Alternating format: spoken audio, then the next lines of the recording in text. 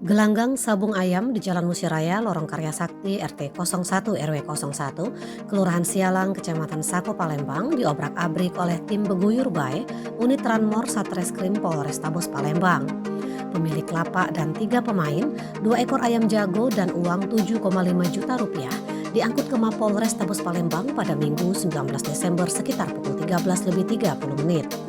Keempat pemain yang diamankan adalah AHD Sub 50 tahun warga Jalan Anggrek Raya, Kelurahan Sialang Sako, Mur 47 tahun warga Jalan Jepang, Kecamatan Sako, Mar 48 tahun warga Jalan TPA Sukawinatan, Mutiara Indah, Kelurahan Sukajaya, Sukarami, dan Rah 45 tahun warga Jalan Musiraya, Lorong Karya Sakti, Kelurahan Sialang, Kecamatan Sako.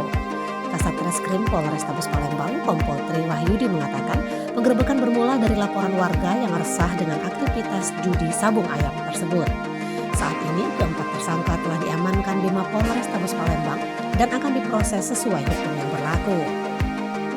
Salah satu tersangka mengakui sebagai pemilik gelanggang serta panitia judi sabung ayam tersebut. Dusun Bule melaporkan dari Mapolrestabes Palembang.